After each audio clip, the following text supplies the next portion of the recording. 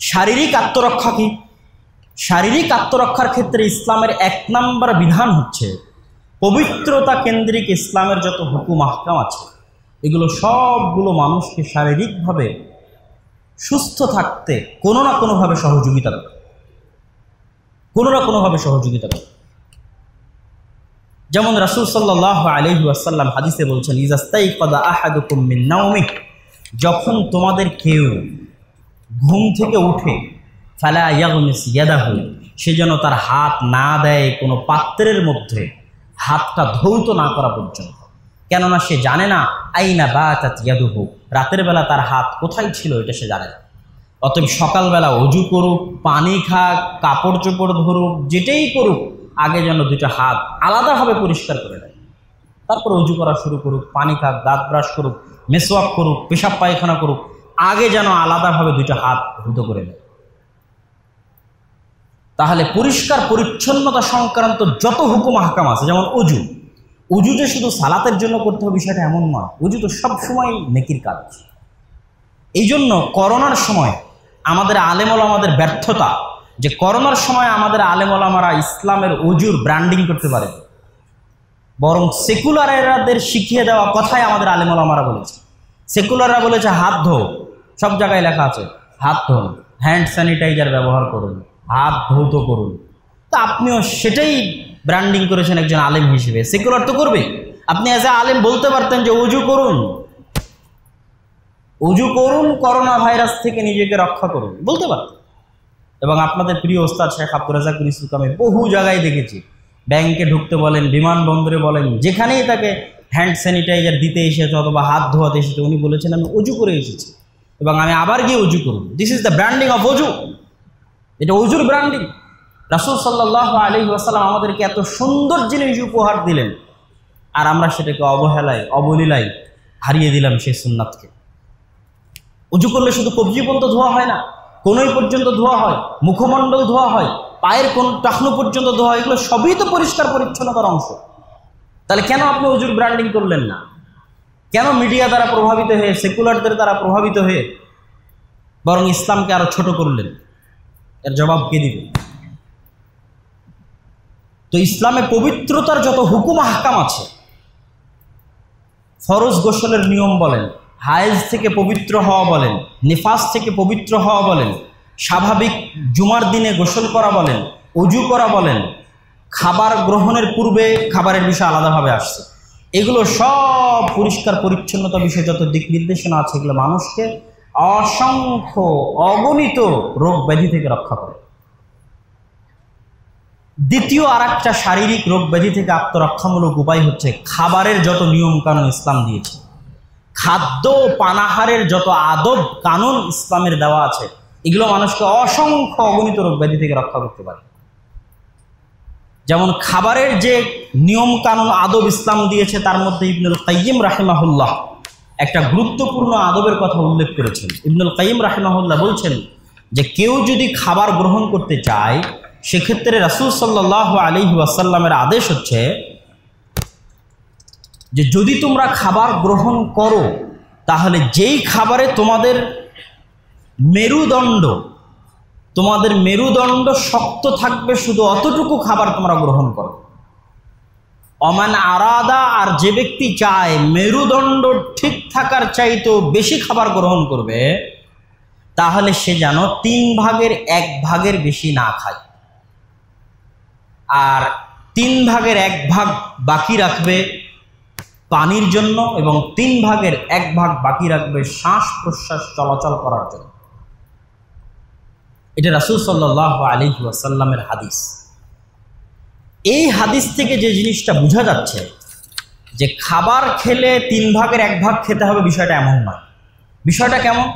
খাবার খেলে আসলে যতটুকু না খেলে নয় ততটুকু খেতে হবে, যতটুকু না খেলে শরীর দুর্বল হতে পারে ততটুকু খেতে হবে, যতটুকু খেলে মেরুদণ্ড ঠিক থাকবে, মানুষের সুস্থ থাকবে, ততটুকু খেতে হবে। এর বেশি খাওয়া উচিত নয়। তবে এর বেশি যদি কেউ খেতে চায়, তাহলে যেন 3 ভাগের 1 ভাগ সে খায়। তাহলে 3 ভাগের 1 ভাগটা হচ্ছে সর্বশেষ সীমা, সর্বোচ্চ সীমা খাবারের, সর্বনিম্ন নয়, সর্বোচ্চ। সর্বনিম্নটা কি? যতটুকু খেলে আপনি সুস্থ থাকবেন। আজকে সারাদিনে আপনার যতটুকু ক্যালোরি প্রয়োজন, অনেক অল্প খাবারে মানুষ সুস্থ থাকতে পারে, মানুষের শরীর দুর্বল হবে না, মজবুত থাকবে মেপে যদি মানুষ খাবার গ্রহণ করে, অল্প খাবারে। কিন্তু তার চেয়ে যদি বেশি খেতে চায় তাহলে সে 3 ভাগের 1 ভাগ, আর 3 ভাগের 1 ভাগ ফাঁকা রাখবে পানির জন্য, আর 3 ভাগের 1 ভাগ ফাঁকা রাখবে শ্বাস প্রশ্বাসের জন্য। এটা হচ্ছে ইসলামের খাবারের আদব। এরকম অসংখ্য খাবারের আদব আছে ইসলামের। দাঁড়িয়ে পানি পান না করা, বসে খাদ্যদ্রব্য গ্রহণ করা, অকুল মিম্মা ইলিক, ডান হাত দিয়ে খাওয়া, খাবারের পরে আঙ্গুল চেটে খাওয়া, এই যে হাত দিয়ে খাওয়া, আঙ্গুল চেটে খাওয়া, এগুলো সব বৈজ্ঞানিকভাবে অগণিতভাবে মানুষকে উপকার করে, মানুষের হজম শক্তি বাড়াতে, মানুষের শরীরকে সুস্থ রাখতে। বসে খাওয়া মানুষের শরীরকে সুস্থ রাখতে দাঁড়িয়ে খাওয়ার চাইতে। তাহলে এগুলো সব কি হলো? আত্মরক্ষামূলক। কেউ যদি ইসলামের এই পবিত্রতার বিধান এবং খাবার গ্রহণের বিধান, সুন্নাতগুলো পরিপূর্ণরূপে মেনে চলে, তার আসলে অসুস্থতা হওয়ার সম্ভাবনাই 50% কমে যায়। কি জন্য?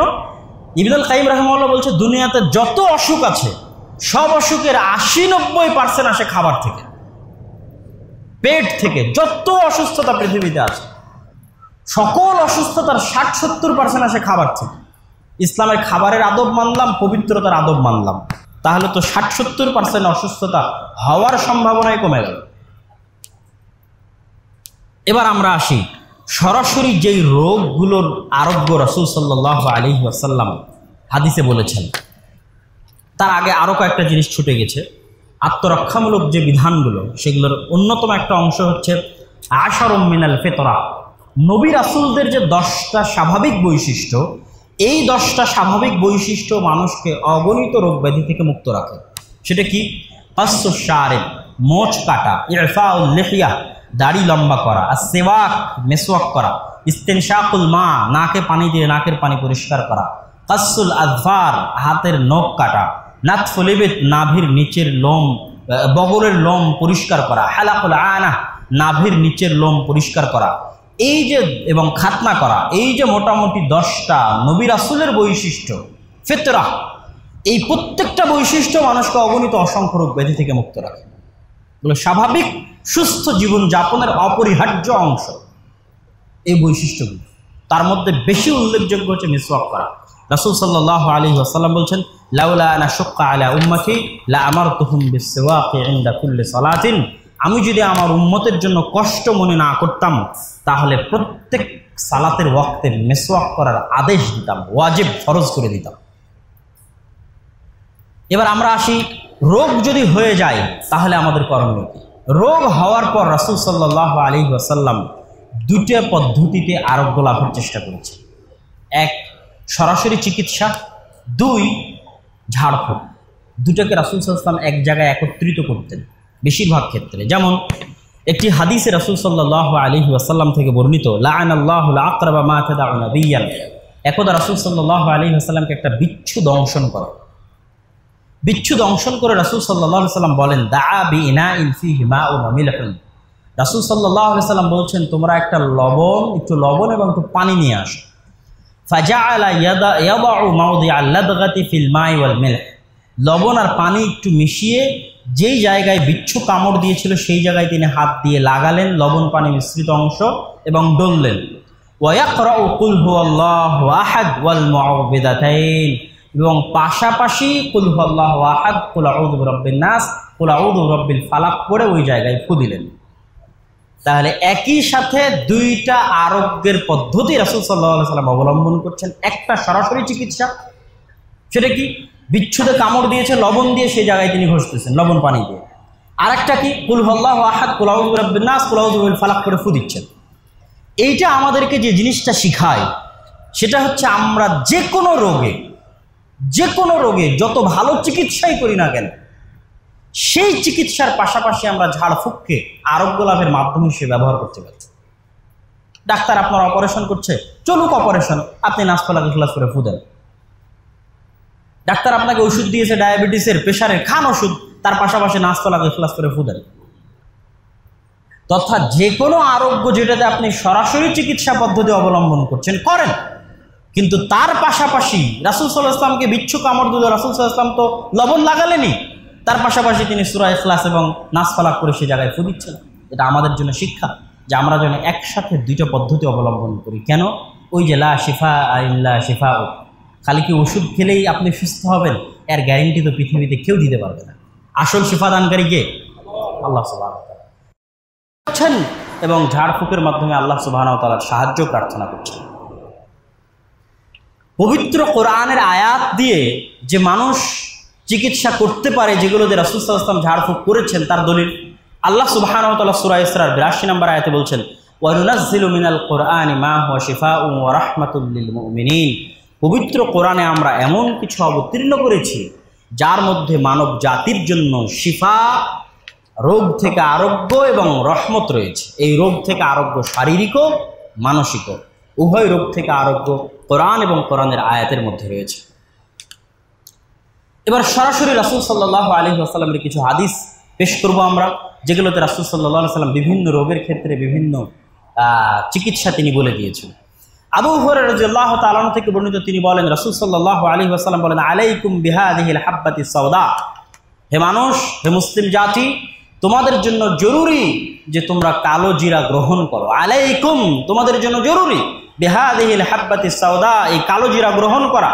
ফাইন্না ফিহা, কেননা এই কালো জিরার মধ্যে রয়েছে শিফা, আরোগ্য, মিন কুল্লি দাইন, প্রত্যেকটা অসুস্থতা থেকে, ইল্লা সাম, মৃত্যু ব্যতীত।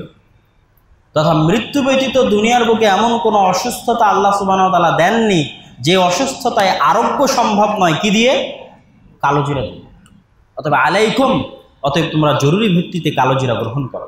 2, মধু। আল্লাহ সুবহানাহু ওয়া তাআলা পবিত্র কোরআনে সূরা নাহল, মৌমাছি নামে একটা সূরার নামকরণ আছে, যেখানে আল্লাহ সুবহানাহু ওয়া তাআলা মৌমাছির কিছু বর্ণনা, মৌমাছির কিছু কার্যকলাপের আলোচনা আল্লাহ সুবহানাহু ওয়া তাআলা করেছেন। সূরার নাম সূরাতুন নাহল। আল্লাহর ব্যতিক্রম সৃষ্টির একটা সৃষ্টি হচ্ছে মৌমাছি। মৌমাছি সম্পর্কে বলতে গিয়ে আল্লাহ সুবহানাহু ওয়া তাআলা সূরা নাহলের মধ্যে বলছেন, ইয়াখরুজু মিন বুতুনিহা শারাবুন মুখতালিফুন আলওয়ানুহু, এই সমস্ত মৌমাছির পেট থেকে আল্লাহ বের করেন শারাব, পানীয়।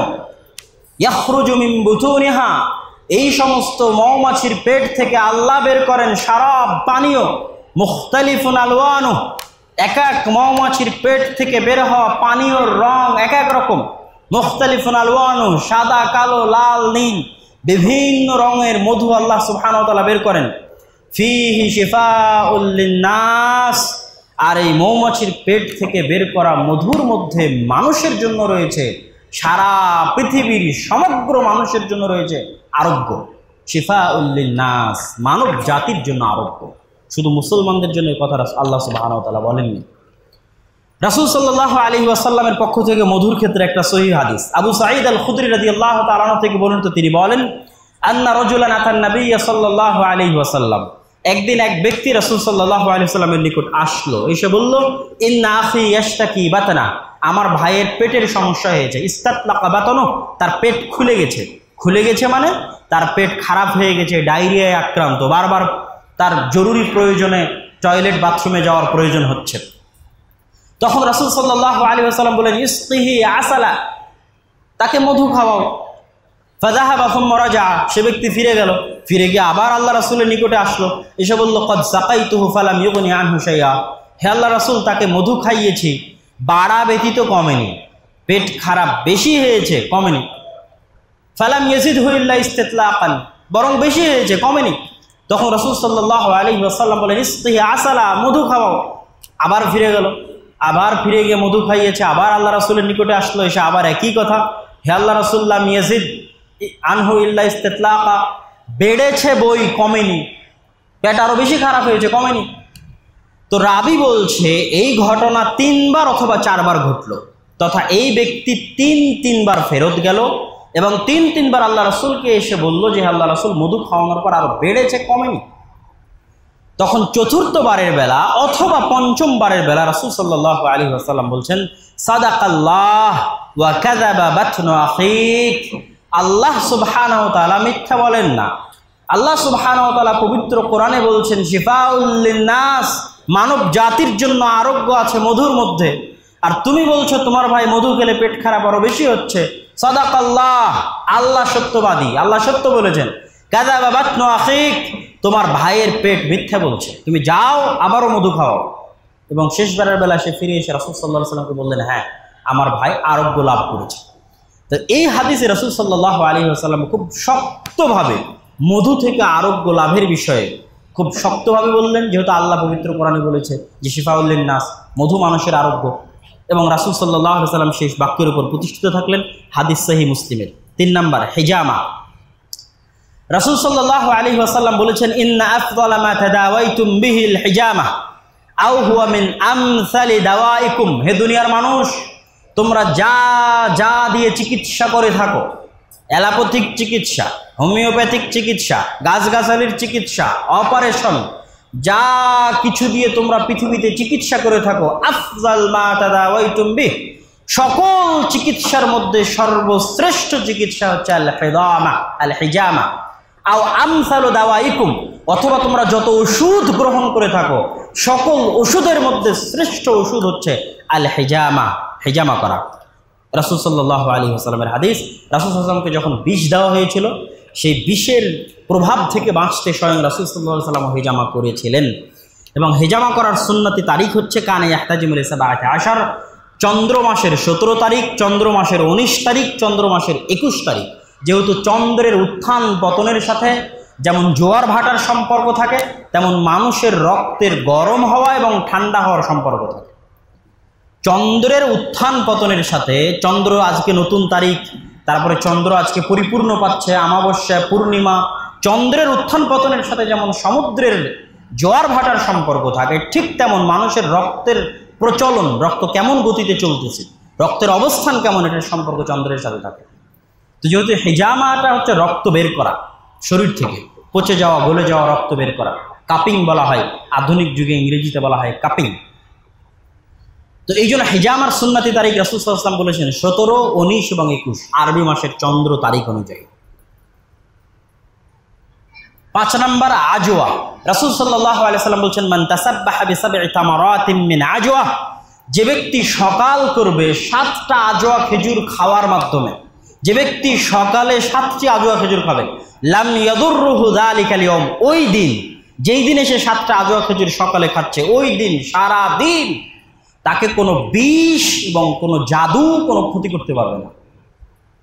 সারা পৃথিবীর কোনো বিষ এবং সারা পৃথিবীর কোনো জাদুকরের কোনো শক্তি তাকে সারাদিন ক্ষতি করতে পারবে না যদি সকালবেলা 7টা আজওয়া খেজুর খায়। বিনতে উমাইস রাদিয়াল্লাহু তাআলা আনহা থেকে বর্ণিত, তিনি বলেন, এটা 6 নাম্বার, ফালাউ কানা ফি শাইইন শিফাউ মিনাল মাউত লাকানা ফিস সানা, পৃথিবীতে যদি মৃত্যু থেকে আরোগ্য লাভের কোনো মাধ্যম থাকতো তাহলে সেটা সোনা পাতা। আর সানা সোনা পাতা, সোনা পাতায় আরোগ্য থাকতো। যদি পৃথিবীতে এমন কিছু থাকতো যেটা খেলে মানুষ মারা যাবে না, অমর হয়ে যাবে, তাহলে সেটা সোনা পাতার মধ্যে থাকতো। আর হাদিসে রাসূল বলেন, আলাইকুম বিসানা ওয়াস সানুত, তোমাদের জন্য জরুরি তোমরা সোনা পাতা গ্রহণ করো, ফাইন্না ফীহিমা শিফাআ মিন কুল্লি দাইন ইল্লা সাম, কেননা সোনা পাতায় সকল রোগ থেকে আরোগ্য রয়েছে মৃত্যু ব্যতীত, যেমন কালোজিরার ক্ষেত্রে রাসূল সাল্লাল্লাহু আলাইহি ওয়াসাল্লাম বলেছিলেন। 7 নাম্বার আগর গাছ। উম্মে কায়েস বিনতে মিহসান রাদিয়াল্লাহু তাআলা আনহা থেকে বর্ণিত, তিনি বলেন, রাসূল সাল্লাল্লাহু আলাইহি ওয়াসাল্লাম বলেছেন, আলাইকুন্না বিহাদাল উদ আল হিন্দি, উদ আল হিন্দি বা আগর গাছ তোমাদের জন্য গ্রহণ করা জরুরি। 7টা রোগ থেকে পরিত্রাণ আছে এই আগর গাছ, 7টা রোগ থেকে।